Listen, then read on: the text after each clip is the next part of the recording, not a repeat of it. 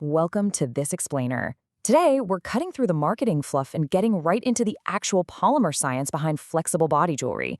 You know, if you've ever scratched your head wondering why one flexible retainer lasts for years without a hitch, while another just causes a sudden, angry reaction, well, you're in the right place. We're going to look strictly at the chemistry. So, here's a question that literally drives studios crazy. You buy a piece of jewelry, it's proudly stamped medical grade. You install it, and bam! Months later, your client is back with a red, irritated piercing. What gives? Well, it's what we call material fatigue. And honestly, it's usually the studio's patience that's fatigued. Piercers are just understandably exhausted by mystery plastics sold under cozy, vague names that lead to totally unpredictable flare-ups. The reality? Medical grade is basically a giant umbrella term, and it's masking a whole world of complex chemical variables underneath. And that brings us to the core of what the latest peer-reviewed science on medical elastomers is actually telling us. Surface chemistry and leachables, they matter so much more than marketing claims, or even that basic hardness rating on a manufacturer's datasheet. It's the fine skill stuff, like what's physically migrating out of that plastic and how the surface actually rubs against human tissue, that drives how cells react. It's not about a broad label. It's about the exact chemical reality of that specific piece of jewelry sitting inside a healed piercing channel. So, to untangle this whole flexible jewelry puzzle, we're going to follow a really clear path today. First, chemistry over marketing claims. Second, the silicone standard. Third, unpacking medical TPU. Fourth, the PPR reality. And finally, choosing the right polymer. Let's get to it. Okay, let's dive into this first one. Chemistry over marketing claims. When a piece of flexible jewelry causes a problem, it's actually almost never the main plastic backbone itself doing the damage. Actually, recent ISO 10993 tests on soft devices show that most irritation and sensitization failures are linked to what we call extractables. These are migrating compounds. Think residual monomers, leftover processing catalysts, or volatile siloxanes. Imagine them leaching out of the polymer network and seeping right into the surrounding skin. For a client with a compromised skin barrier, that's a recipe for a flare-up. Bottom line, it's the chemistry, the additives, and how it was processed that dictate these outcomes, not whatever brand name is on the bag. Moving right along to Section 2, the silicone standard. Look, silicone is everywhere, right? But definitely not all silicone is created equal. Cardiovascular and soft tissue device studies consistently rely on platinum-cured silicone, and for good reason. It has an incredible track record. But here's a critical number from recent data that you absolutely need to know. Less than 10 to 20 parts per million. That is the maximum acceptable range for total extractable cyclic siloxanes after the material is fully cured. Keeping these volatile compounds strictly in the super low ppm range is the gold standard for making sure irritation risk stays incredibly low during continuous tissue contact. If a manufacturer isn't controlling their process to hit that exact mark, the risk of late onset irritation goes way up. But hey, it's not just about what's inside the silicone. We've got to look at the outside too. The surface roughness literally needs to be kept under a microscopic value of Ra 0.2 to 0.3 micrometers. Why?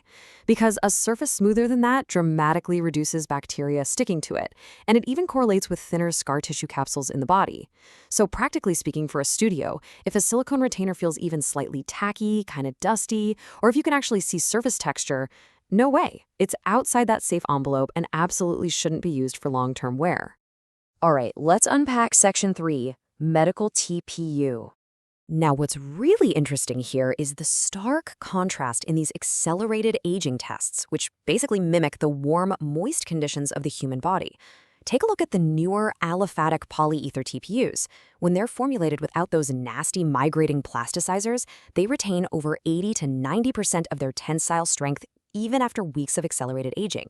They stay nice and flexible and they don't turn yellow. But on the flip side, those are your legacy aromatic or polyester-based TPUs. Under the exact same conditions, their strength plummets below 60 to 70%. They get brittle, they crack. Listen, if your supplier can't explicitly tell you their TPU is aliphatic and polyether-based, you basically have to treat it as a temporary accessory, definitely not a long-term piece of jewelry. Moving on to Section 4, the PPR reality. Okay, you might have read in some recent polymer trade sources that all flexible jewelry, including BioFlex, is just TPU-type BioFlex. Well, looking at the actual polymer reality, that is a straight-up marketing myth. BioFlex and bioplast actually share a semi-crystalline polypropylene random copolymer backbone, which is a mouthful, so we just call it PPR. They are absolutely not segmented urethanes. Lumping them in with TPU brands completely ignores the fact that they have entirely different mechanical responses, totally different degradation products, and way different extractable profiles. They're just fundamentally different materials. So, the absolutely crucial point here is this. Whatever the material is, if somebody is selling it as implant grade, it has to have a minimum triad of ISO 10993 data. We're talking cytotoxicity, sensitization, and irritation testing. And here's the kicker. This data has to be on the final formulated jewelry, not just some vaguely similar base resin they bought in bulk. Notice the extras for PPR materials like BioFlex. They actually hold ISO 10993-6 implantation certification and FDA Class 4 status on the finished material. That's a massive, highly documented history of long-term tissue compatibility.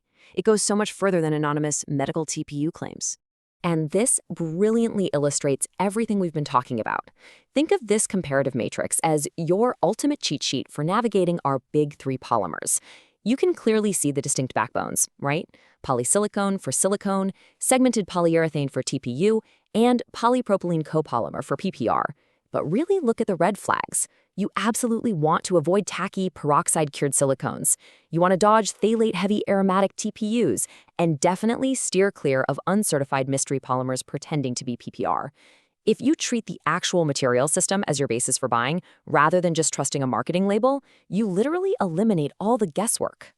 Which brings us perfectly to Section 5, choosing the right polymer. Let's break this down into practical applications, starting with high-movement piercings. Think navels, nipples, and septums. These spots deal with constant, cyclic flexing and a ton of sweat. For stems that need to bend over and reliably snap back to their original shape, you want to use medical-grade aliphatic polyether TPU or PPR. They're super strong and resist abrasion beautifully. But you absolutely must avoid those unverified TPUs or soft PVCs that are marketed as BioFlex style. Why? Because mystery urethanes carry extremely high risks of uncharacterized plasticizers that can trigger contact dermatitis in your clients. Just don't risk it. Now, what about stable, healed cartilage piercings, like a helix, conch, or rook? Well, the priorities totally change here. In these spots, extreme softness is actually a huge plus, because it reduces pressure marks and those awful friction blisters. So platinum-cured, low-extractable silicone is going to be your best default. But hey, remember those strict numbers we talked about earlier? This demands tight control over volatile siloxanes. You have to avoid peroxide-cured, filler-heavy silicones. If it has a tacky surface or, a strong, weird odor, that directly correlates with high levels of those migrating compounds we want to avoid.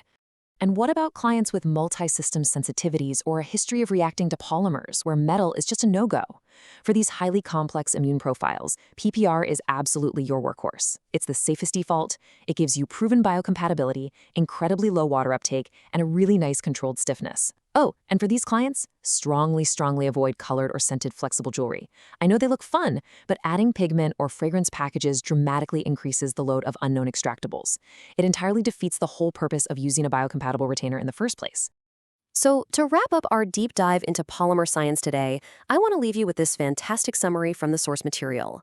Choose the polymer system, not the marketing story. Aligning specific piercing anatomies with the actual, verified chemistry of silicone, TPU, or PPR, that is how we apply true medical device-grade reasoning right inside the studio. When you respect the unique distinctions between these chemical backbones, you completely take control of your client's healing outcomes. It is absolutely time to stop letting marketing labels dictate your inventory. So, I'm going to leave you with this question to chew on. Are you still treating flexible as a single, generic category, or are you finally ready to upgrade your purchasing criteria to demand true backbone-level transparency? Thanks so much for joining me for this explainer. Keep learning and keep demanding the data.